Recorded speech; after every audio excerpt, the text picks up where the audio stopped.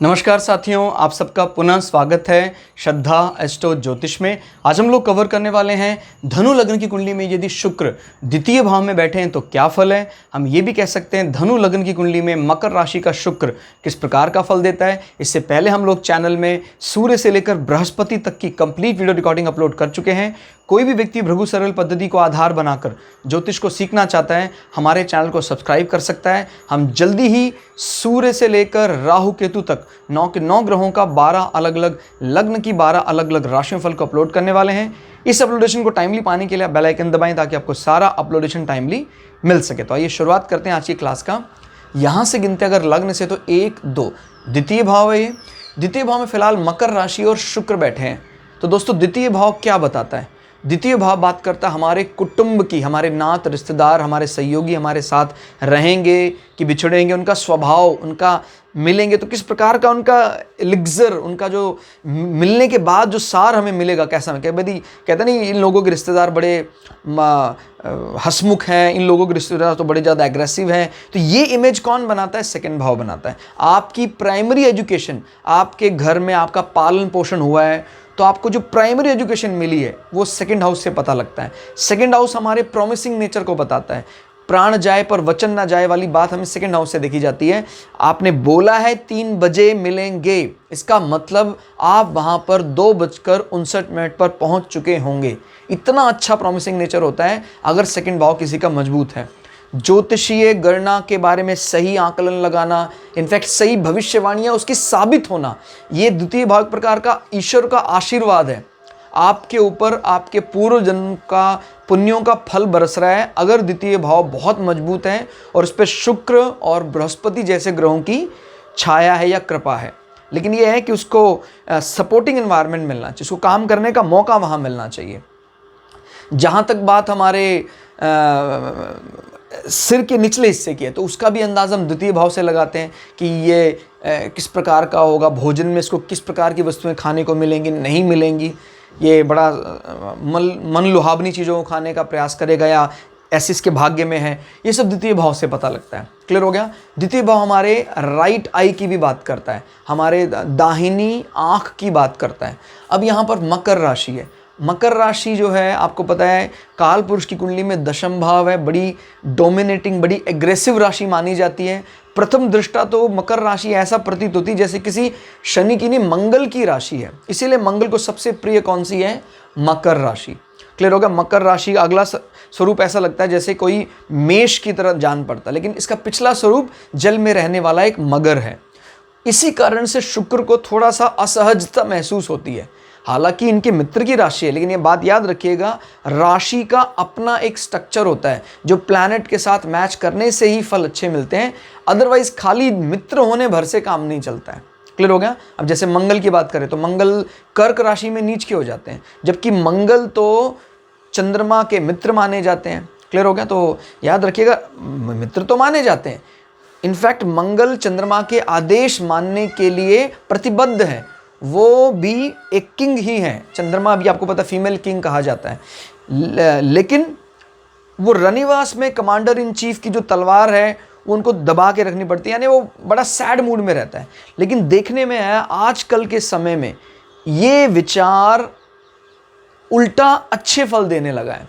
मंगल नीच का होने पर अच्छे फल दे रहा है, क्योंकि सभी लोग आज कल का जो संसार है वो शस्त्रों को धारण करने वाला नहीं है। यानी अगर हम आज के 3000 साल 2000 साल बात करते सभी अपना क्षत्र अपने साथ रखते थे और उस समय मंगल का जरा भी कमज़ोर होना खराब माना जाता था। लेकिन आज तो हमें संविधान का या कानून का ही साथ लेना चाहिए। उस कंडीशन में जो जितने भी ये 5 स्टार शेफ हैं उनका मंगल नीच का देखा जाता है। क्लियर हो गया? यानी एक रनिवास में बैठकर कमांडर इन चीफ को अपने अनुशासन के कार्य में लगा दिया है।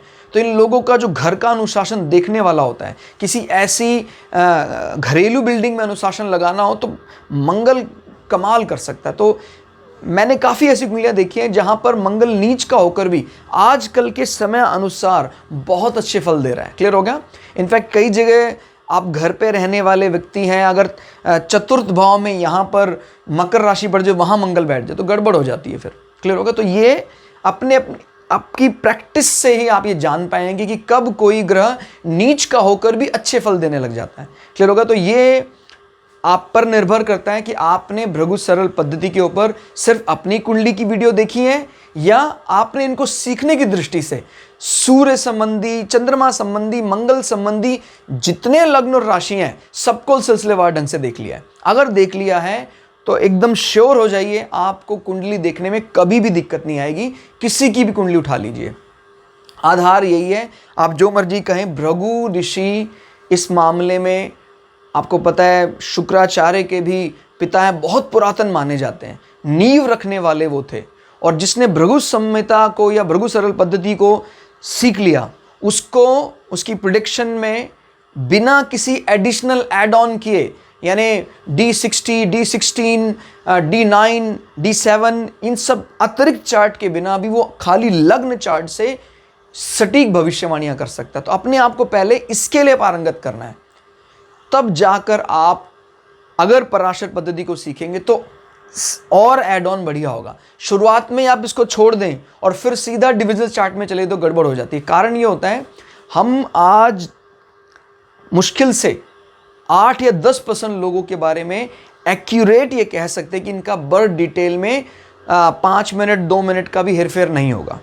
क्लियर होगा? बाकी 90% लोग ऐसे हैं जहां हेरफेर है। तो याद रखिएगा, नहीं होगा माने करेक्ट डाटा जिन लोगों ने दिया है वो कोई 8 या 10% ही है। बाकी 90% का 5%, 10 माने 5 मिनट 10 मिनट का हेरफेर है। और इस कंडीशन में आपके डिविजनल चार्ट गलत प्रिडिक्शन करेंगे, जिसका आपको हर्जाना उठाना पड़ सकता है, आपकी मेहनत व्यर्थ जा सकती है। इसीलिए वो बाद में हम करें, पहले इसमें पारंगत हों, क्योंकि इसमें बहुत ज़्यादा टाइम एक्यूरेसी की आवश्यकता नहीं है। क्लियर हो गया? तुलना जब करेंगे, जैसे ये कब फेल हो जाते हैं, तुलना करने के लिए जब दो सगे भाइयों के बीच में अंतर बहुत कम का है और एग्जैक्टली सेम कुंडली बन रही है, तब डिविजनल चार्ट का फर्क हमें चाहिए होता है। अदरवाइज आपको आपके 99 पॉइंट काम भृगु सरल पद्धति से आसानी से हो जाएंगे।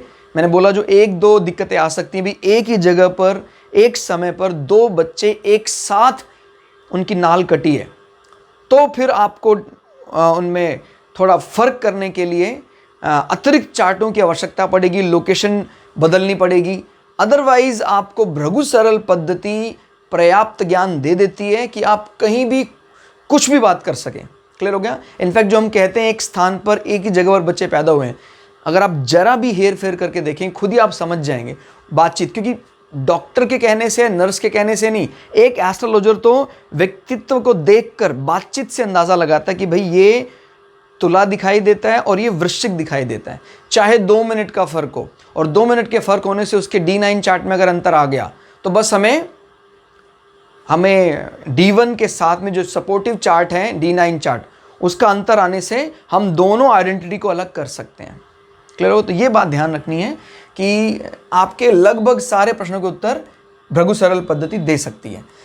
यहाँ फिलहाल मकर राशि, तो आपके जो रिश्तेदार हैं, आपका कुटुंब है, वो एग्रेसिव सा जान पड़ता है। प्रथम दृष्टा देखकर ऐसा लगता है यार ये लोग तो थोड़े मतलब डोमिनेटिंग से दिखाई देते हैं बड़े, क्योंकि मंगल की फेवरेट राशि और अनुशासन या डिसिप्लिन या ये चीज़ ना हो तो कहाँ दिखाई देता है। याद देखिए, अनुशासन कोई बुरा शब्द नहीं है, लेकिन ये अनुशासन मुख्यतः कमांडर जैसे, आर्मी जैसे अनुशासन की बात करता है, वो थोड़ी गड़बड़ है। ऐसे तो सभी प्लैनेट अनुशासित हैं, शनि भी, शुक्र भी, मंगल भी, बृहस्पति, सभी अनुशासित है। लेकिन जब मैं बार बार अनुशासन बोल रहा हूँ तो आप उसको आर्मी, डिसिप्लिन, स्पेशली इस प्रकार की बातें उससे रिलेट करें। और 10 नंबर यहाँ पर आने का अर्थ ये भी होगा कहीं ना कहीं, क्योंकि 10 नंबर आपके कर्म क्षेत्र को बताता है। अगर शनि अच्छा है तो उसका निश्चित तौर पर असर आपके कर्म क्षेत्र में आपको मिलेगा। याद रखिएगा, मैंने पहले भी कई बार बता दिया, चाहे हम अंगों में कुछ एडवांटेज या डिसएडवांटेज की बात करें, और चाहे हम वैसे कोई क्वालिटी देखना चाहते हैं भाई बिजनेस में, तो हम काल पुरुष की कुंडली का रेफरेंस जरूर लेंगे। भाई जैसे यहाँ पर सप्तम भाव है, कौन सी राशि? मिथुन राशि। अगर मिथुन राशि एकदम बढ़िया है तो इसके फल अच्छे आने चाहिए। फिर हमने इसकी पुष्टि करने के लिए एक तो इसका कारकत्व शुक्र को देख लिया, और काल पुरुष की कुंडली में जो 7वां भाव है, यानी 7वीं राशि तुला को भी देख लिया, तो अगर वो सपोर्टिव है, जैसे एक कुंडली देखी मैंने हाल ही फिलहाल में, जहाँ 7वें भाव में शनि बैठे हैं उच्च के, प्राय आप किसी भी पुस्तक में पूछिए, किसी एस्ट्रोलॉजर को पूछिए, बोलते हैं शनि 7वें भाव में बैठा है तो विवाह में विलंब होता है। लेकिन उसका विवाह 24 साल की उम्र में हो गया, जिसको जल्दी ही माना जाता है, मतलब जल्दी ही हो गया विवाह, क्योंकि उसका शुक्र स्वग्रह ही है, मजबूत अवस्था में कुटुंब भाव में बैठा हुआ है। क्लियर हो गया? तो ध्यान रखना है फिलहाल। लेकिन शुक्र को हम इतना ज़्यादा मजबूत इसलिए नहीं मान रहे क्योंकि राशि शुक्र के मन मुताबिक नहीं है। हाँ, कहीं और, जैसे यही नंबर भी यहाँ पड़ जाता, शुक्र भी यहाँ पर, तो इसको तो काम कार्य करना था, यहाँ पर इसका मुख्य काम नर्चरिंग, हॉस्पिटैलिटी, केयरिंग, ये सब चीज़ें भी देना था। तो वैसा सपोर्टिंग एनवायरनमेंट में इसको मिलना चाहिए था शुक्र को, जैसा वो चाह रहा था, डिज़ायर। क्लियर होगा? इस कारण से शुक्र थोड़ा सा असमंजस में आ जाते हैं और अपनी पूरी जो इनकी ताकत है उतना प्रभाव नहीं दिखाते हैं। क्लियर हो गया? आपका आय भाव का साधन कुटुंब भाव में बैठा है, अपने से 1 2 3 4 मटेरियल गेन के लिए, जैसे मैंने बोला, अच्छा माना जाएगा ये कि भाई आप अपना बैंक बैलेंस बनाने में कामयाब हो जाएंगे, आप अपने आय को डिपॉजिट्स में कन्वर्ट करने में कामयाब हो जाएंगे, यानी आपकी स्थायी जो संपत्ति है वो आय बढ़ा रही है, बड़ा अच्छा माना जाता है। कहीं शनि 20 के साथ कॉम्बिनेशन बना ले, भाई शनि यहाँ बैठ जाए, शुक्र यहाँ बैठ जाए, तो उसको बोलेंगे ये धन योग एक्टिव हो गया आपकी कुंडली में, क्योंकि जब भी 11वां भाव, दूसरा भाव आपस में रिलेशन बनाते हैं, और भी कई रिलेशनशिप है जो हमने बता रखे हैं, आप ग्रहों का गणित करके प्लेलिस्ट मिलेगी हमारे चैनल में, उसमें जाएं जहां आपने धन योग, राजयोग, नीच भंग राजयोग, विपरीत राजयोग निकालना हम आपको सिखा रखा है, वो देखें ताकि आप सटीक अनुमान लगा पाएं कि किस प्रकार से धन योग मैंने बोला है। और जहां तक बात इनके बोलचाल के, मुख्य रूप से प्रभाव तो देखो शनि का ही रहेगा, लेकिन शुक्र वहां पर बार बार चीज़ों को पोलाइट करने का काम करेंगे, और ये विरोधाभास है हालांकि एक तो। और जब इस प्रकार का कॉम्बिनेशन बनते हैं तो कहीं ना कहीं वो मैसेज जो है बाहर, वो एक तरफा या एक रूपता का नहीं जाता। कहते हैं भाई मुख्य रूप से तो भाई यहाँ पर लोग ज़्यादातर एग्रेसिव से जान पड़ते हैं, लेकिन घर की महिलाएं संबंधों को संभाल लेती हैं, बना के रखती हैं। क्लियर? तो अगर आप नंबर देना चाहें तो हम 50 से 60% नंबर दे रहे हैं फिलहाल अभी, क्योंकि शुक्र को इस राशि का सपोर्ट भरपूर यहाँ नहीं मिल रहा जैसा शुक्र चाह रहे थे। अब देखते हैं 6ठे भाव का स्वामी या ऋण भाव का स्वामी आपके यहाँ बैठा है। वैसे इस प्रकार के कॉम्बिनेशन मैंने बोला ना, मटेरियल गेन के लिए अच्छे माने जाते हैं। आपको ऋण संबंधी फायदा आपके एसेट्स में जरूर होगा। क्लियर हो गया? जहाँ तक बात इसमें व्याधियों की है, रोग की है, उसका स्वामी यहाँ बैठा हुआ है। देखिए, जब कभी इसका स्वामी यहाँ बैठता तो जनरली क्या होता है, इसकी दशा, महादशा, अंतरदशा में आपको ना सिर्फ आपके जो रिश्तेदार हैं उनसे सेपरेशन झेलनी पड़ती है, उनसे दूरी बनानी पड़ती है, बट यहाँ पर अभी क्या है, इसका स्वामी यहाँ बैठा है। इसका मतलब क्या होता है, जब घर परिवार में कोई व्यक्ति बीमार पड़ता है तो भरपूर सहयोग मिलता है कुटुंब का, एसेट्स का। क्लियर हो गया? तो और ये एक इनके अंदर एक विशेष बात है कि ये जो जातक हैं, ये जातक जब किसी को बात बोलते हैं तो ये बात फलीभूत होती है, चाहे वो बात आपने क्रोधावेश में भी बोली हो, क्योंकि मकर राशि में बैठकर शुक्र कभी कभी क्रोध में आ जाते हैं, लेकिन इनकी बात, इसलिए इन ऐसे जातकों के साथ हम कोशिश कर, इनको भी यही राय देनी चाहिए कि भाई आप अनावश्यक इस प्रकार की कोई भी बात, हालांकि बोलेंगे वो अच्छे ही बोलेंगे, शुक्र प्रभाव बढ़ाए हुए, लेकिन फिर भी मकर राशि का स्ट्रक्चर जो है वो, जैसे मंगल यहाँ बैठ जाते हैं, फिर इसका प्रभाव बहुत बढ़ जाएगा। इस कंडीशन में फिर वाणी की कटुता भी नजर जाती है, यानी एक तरफ प्रेम निकलता है, एक तरफ एकदम एंटी वॉइस निकलती है, तो ये वाली बात समझ में नहीं आती, यानी एक प्रकार का पर्सनैलिटी डिसऑर्डर दिखाई देता है। तो इस भाव के बल को दबाना पड़ेगा, तभी आपका द्वितीय भाव निखर कर आएगा, क्योंकि द्वितीय भाव के लिए हम ज़्यादा एग्रेशन नहीं मानते हैं। यहाँ पर प्रेम, इमोशनल अटैचमेंट, इन सब बातों की चर्चा होती है, ना कि लड़ाई जंग। क्लियर हो गया? तो इस प्रकार की चीज़ें दिखाई देती हैं। यहाँ पर अपने से गिन लेते कितना बैठा है, अपने से गिनते तो 7 8 9। तो जब कभी भी हमें अपने जो एसेट्स आप मतलब आपके जो ऋण आपके हैं, इससे संबंधी हमारा भाग्य, इससे संबंधी फायदे जो हैं वो हम द्वितीय भाव से देखते हैं। इसका स्वामी यहाँ बैठा हुआ तो मैंने आपको ऑलरेडी बता दिया, जो आपने ऋण लिया है वो आपके एसेट्स में बढ़ोतरी करके ही जाएगा। क्लियर हो गया। आपके मोटिवेशन का कारण आपके कुटुंब भाव में बैठा हुआ है, नॉट मोटिवेशन, कंप्लीशन का कारण।